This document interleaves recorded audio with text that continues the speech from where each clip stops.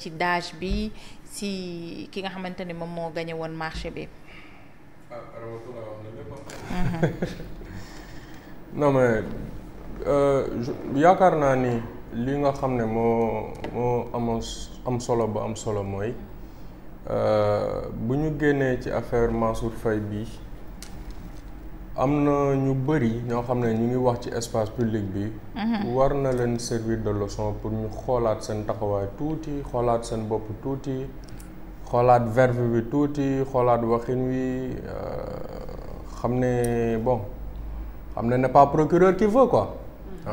Je pense que bëri na ñoo xam ne ils se sont trompés de vocation. Tu as l'impression que ñoom ñoo jàngi woon droit bi, tu as l'impression que ñoom ñooy mettre des poursuites wala ay substitut procureur lañ te li may wax ça va de député, DG à journaliste à chroniqueur à simple militant. Il faut que les gens apprennent à rester responsables. Ku ci nekk xam lan mooy sa rôle ak fan nga mën a yem. Actualité bi boo koy commenter da ngay yem ci fee yi nga bañ koo jéggi mën nga am sa gisin mën nga am sa gis-gis mën nga am sa intime conviction mën nga jàpp mën nga am benn mauvaise benn jugement bu négatif ci nit mën na am luñ la wax mais fu justice yàggul mënoo fa yàgg loolu mooy li njëkk dama xamul nag naka la ñuy def ñoom naka la ñuy def ak waa koñ wa gaa ñi daan toog naan di ni ñuy def Mama Dia fan la Soora jaar ñoom fan la Soora jaar nan la ñuy def fan la Soora jaar Soora di génn fan la Soora jaar téeleel ko balaa moo génne c'est vraiment une question que je me pose nga nekk ab père de famille am njaboot nga xëy dem daal di toog daal di dem ne Mansour Faye ab sàcc la moo def lii ak la ca des quelque temps plus tard il s'avère que li nga doon wax dara du ci dëgg nan ngay def yow ak sa njaboot après quoi nan ngay def ak ñoom bu ñu la ne papa wala yaay li nga lu tax ñu bàyyi Mansour Faye lan nga leen di wax il faut que les gens fassent preuve de plus de responsabilité loolu mooy li nga xam ne moo ci njëkk la ca topp nag mooy xam nga ñun il faut que ñu sax yëkkati débat bi ci beneen palier bi mooy comment une chose comme ça peut se passer comment des choses comme ça peuvent se passer dans un pays comme le Sénégal maanaam mu am ñoo xam ne nee nañ ay contrôleur lañ nee nañ ci ay organe de contrôle lañ nekk nee nañ cour des comptes lañ nekk ak fu ñu mënti nekk ñu mën a comparer prix wu loo jënd 2020 ak prix wu lam doon le même produit bi doon jël 2013 waaw loolu comment ça peut nous arriver c'est-à-dire pour man question yooyu la ñu war a poser wu quoi d'abord quelle est la responsabilité Mansour Faye il a perdu beaucoup de temps def na ay weer ci kaso bi businessman yi nga xamante ne bii ñoo waroon marché boobu noonu yàqal na leen xaalis bu bëri xaalis bi ñu cautionné mënoon nañ ko réinvestir ci secteur privé national bi ce sont des champions ci ñenn ci ñoom je prends le cas de Moustapha Niasse non dañuy delloo xaalis mais je veux dire on leur a fait un mauvais procès am na benn préjudice moral benn préjudice financier boo xam ne ngàll nañ leen ko teg nañ leen ko et ils ne peuvent même pas s'attendre à ce qu'il y ait réparation en fait c'est ce qui est grave en fait tey jii ni businessman bu ñu cité ci lii mën na li yàqal ay marché ca ginnaaw ga période bi nga xam ne sa xaalis da nga ko cautionné mu tëdd CDC wala trésorier d'honneur di nelaw xaalis boobu mënoon na def leneen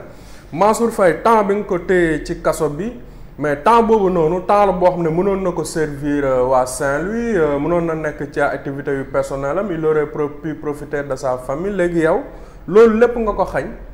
état wu Sénégal du ne kii kat ñun ñoo ko tooñ parce que ñun ci suñuy bànqaasu contrôle moo am ay manquement moo am juumte parce que c'est ça la réalité c'est soit de bonne foi ñu saytu yooyu le dossier ñu juum manquement lañ ko mën a tuddee mooy tur wi gën a rafet bi ñu ko mën a tuddee sauf que man juum de bonne foi là je ne suis pas un contrôleur de gestion mais je pense que ab prix nga war a xool prix bi ndax tolloon ak marché bi wala tolluwul ak marché bi. nga bàyyi période bi nga xamante ne bii ca lañ jënd. nga bàyyi jéemoo xool période ba ñu jënd ñaata la doon jar nga dem jëli ji la mu doon jar 2013 alors que yow ci 2020 nga la ñu jënd. te ci loolu nga war a contrôler man loolu mënu ma ko jàppee jum de bonne foi man loolu dama koy jàppee cuune. wala amaana da ngaa nekk ci ab agenda I don't know. léegi nag bu ñu jëlaatee historique mbir mi bu ñu fàttalee ne Mansour Faye c'est le beau-frère du président Sall. bu ñu fàttalee ne Mansour Faye kat ca Ndar. gaa ñi fekk nañ ku nekk sa bastion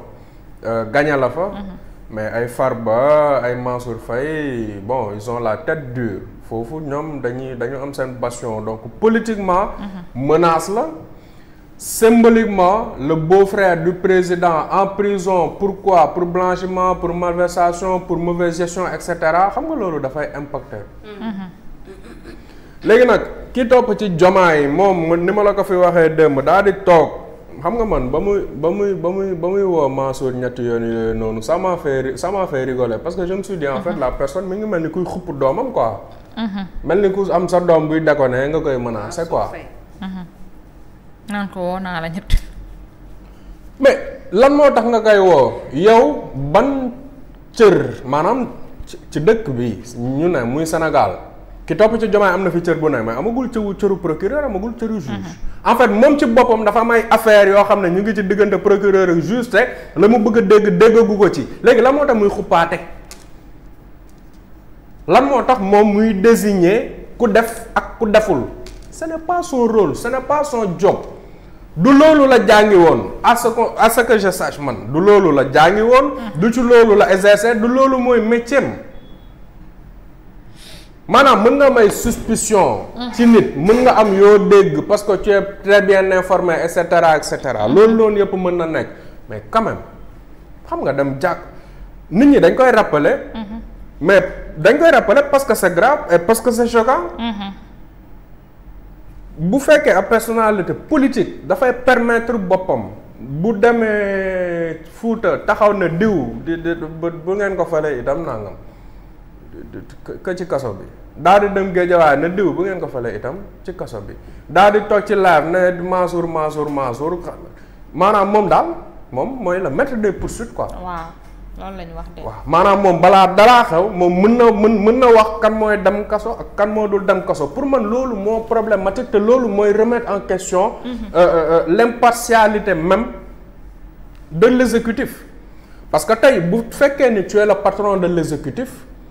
nga rappelé ñu sa bopp ne am nga sañ-sañ ci ministre de la justice am nga sañ-sañ donc par extension ci procureur de la république kon dañuy xaar ci yow benn impartialité dañuy xaar ci yow kon nga génnee bépp parparloo ci ses prises de décision mais bu dee yaa ngi boobu doole yaa ngi boobu kattan ba pare bëgg continuer di ko exercer dans l'adversité politique dafay problématique et que les gens arrêtent d'essayer de faire la distinction entre le chef de parti entre le premier ministre déedéet. premier ministre bi fu mu taxaw di wax mu nekk ci période campagne. mu bañ ci nekk hors de ses heures de travail. ak lu mën di xew c'est le premier ministre de la République. parce que force de l'ordre yi nga xamante ne bi ñoo ko war a encadrer. mënuñu def la différenciation entre kii fi mu toll nii premier ministre bi la nañ ko sécuriser nii wala c'est le citoyen simple nañ ko sécuriser na le le contribuable sénégalais li ko warloog moom bu waree dem le 8 ca manifestation ba la warloo contribuable sénégalais bi ak moom da koy def ba mu mat sëkk force de l'ordre yi di nga ko ne bon nañ la bàyyi nga dem comme que ci politique la comme que nekkul ci liggéey état déedéet dañ koy dar parce que c'est le premier ministre de la République du Sénégal waa léegi kooku nag buy yëkkatee allégation di ko teg ci kaw ay doomu aadama dafa war a def attention ba muy nekk opposant dafa am lu bëri loo xamante ne bii mënoon nañ ko bal encore que man je trouve que ça ne bëri na ci loo xamante ne bii ça va à l'encontre des principes de la démocratie même mais Mansour Faye encore une fois li nga xam ne moom moo xew ci dossier bi da nga ci sentir benn acharnement da nga ci sentir benn soxor da nga ci dem ba sentir man li nga xam ne moo ma gën a tikkaloo c'est lynchage médiatique bi nga xamante ne bi moom la doomam bu jigéen dund. qui est très forte. parce que après ce n'est pas mooy ki doon def soutenir ki doon ah d'accord mooy la fille bi nga xam mooy def élevé voilà mooy def kii. ce n'est pas un crime d'être la fille d'un homme politique wala d'être je sais pas moi wala le fait que sa nga amub nijaay par alliance boo xam ne c'est le président de la République du crime que yow sa bàjjen doon première dame du crime mais lan moo tax nit ñi ils se sont permis ci réseau yi ils se sont permis sur internet am benn lynchage ak benn bashing boo xam ne teg nañ ko ci koom mais li nga xam ne moo sous-tendre loolu mooy sa papa sàcc la waaw léegi l'histoire nous a montré que en tout cas ci bii le dossier kat papaam du sàcc waa léegi comment on fait képp ku bindoon commentaire ku defoon vidéo ku waxoon jëmale ko ku waxoon joxor bi ko muy Mansour Faye muy toute sa famille comment ils font ñooñu nan la ñuy def nan la ñuy def ak seen conscience nan la ñuy def seen diggante ak seen borom itam parce que na loo xam ne tooñ la te àq la le plus important mooy nañu comprendre ne cour mais ñoom préparé nañ seen njaboot yi nag aussi. dañu loolu moo dul yoon Fatima ils n'ont pas à préparer leur famille à vivre des choses injustes parce que ce n'est pas juste. c'est ainsi fait du Sénégal. tu ne même si c'est pas normal. mais pour man ñun ñii rek simple kii Ramatoulaye mi day préparer yaayam. ci éventuel dara bu ko dalee parce que li métier bi laaj. tu comprends tey jii ñun ñëpp. rawatina nag nga nekk homme politique wëlbatiku nekk ministre doon gérer ay mbir tu t'attends à tout et à tout moment lu bari mën na basculer. ce qui est dommage donc c'est ce qui est dommage aussi moom nga doon fustiger léegi au nom de quoi donc il a préparé peut-être sa famille te yaa ngi fàttaliku bi ñu génnee doomam bi di ko defar reportage ci nagam yi ak affaire yi dégg na lu ne. na xaalisu réew mi xaw ma waa xaalisu réew mi la ko papaam jox moom la nekk di defee élevage bi. man dama jàpp ne yaa Ramatulaay waroo leen am pour di préparer seen famille à quoi que ce soit. parce que seen métier dafa encadré même bu ngeen juumee ci biir exercice su métier bi mais que nga reconnaître sa tort daa di fa nga waxoon nga jaaraat fa wax wala fa nga bindoon nga jaaraat fa bind mais que l'épée de Damoclès bi nga xam ne moo tegu ci kaw sénégalais yi muy journaliste bi muy politique bi lu mën di xew à tout moment mën nañ la jël dugal la ci kaso bi ci rapport boo xam ne cité wu la. rapport bi cité wul Mansour Faye. mais Mansour Faye def ci ay weeri kaso man pour man loolu ce n'est pas logique et ce n'est pas rationnel et que faut qu'on sorte de là fa ñu génn foofu. Khalifa Sall lii la woon loolu def na ay 10 ans ci ginnaaw ba léegi on vit la même situation mais ce n'est pas normal et puis on a l'impression que sénégalais bi opinion publique bi dañu bëgg accepter loolu def comme si dafa nekk loo xamante ne bii yoon la alors que du yoon nit koo xam ne deful dara warul def fan ci kaso anglais yi dañu naan nga tëj nga bàyyi ku def dara moo gën nga tëj ku deful dara. léegi kii nga tëj ay weer te deful dara mais àq la. te amul dommage. te amul réparation. pour man suñu démb fii la ñu toogoon di wax ci waxu ARCOP et cetera ma leen di xamal ma doon fàttali ñu toogandool ne ARCOP rapport ARCOP du inculpation à propos ARCOP. objectif bi du muy jiiñaate. ce n'est pas parce que ARCOP gis na ay kii. voilà ay irrégularités que nit dafa sàcc. ma jox leen misaal ne leen bu doon ci julli la maanaam dañuy xool ñoom ndax respecté nga nombre de waaw excusez-moi dañuy xool ndax respecté nga ponk julli gi. mais ndax julli gi nanguwul loolu seen yoon nekku ci. de la même manière ARCOP maanaam ça ne veut pas xaalis bi marché bi ni ñu ko joxee du noonu lañ ko waroon a joxee ça ne veut pas dire que blanchiment da ci am ça veut pas dire que extorsion dafa ça ne veut pas dire ça. tey ci suba ngay dégg ci presse bi ne am na koo xam ne ci rapport ARCOP bi laal nañ ko mu génn di expliquer loo xam ne dafa leer ni midi. loolu jarul nekk contrôleur wala dara pour comprendre mbir yooyu. CENTIF mooy topp Madiambal Diagne ñu ngi koy wër fu ne ci àdduna CENTIF boobu non pas mooy topp CENTIF moo bind rapport ci Madiambal ñu ngi koy wër mel ni c'est un criminel même CENTIF bi moo bind rapport ci Dieng mais ana Dieng ak keneen Dieng moo yóbbu laat moo bokk na en tout cas ci li tax la job na ci kaso bi des fa ba heure bii yoole Dieng dina jël xaalisam di ko séddale waa Pastef Dieng rapport scientifique dina ko tudd waaye mandat d'arrêt doo ko dégg ci ñu ne Dieng ñu ngi koy wër ci àdduna bi. mais Dieng lu mu xamal gaañi. daa am seen dañoo am ay. tout ce que je veux dire c'est que aujourd'hui non suñu corps de contrôle yi ak suñu organes yooyu nañu jooyante xoolaat seen doxalin. ñu xam ne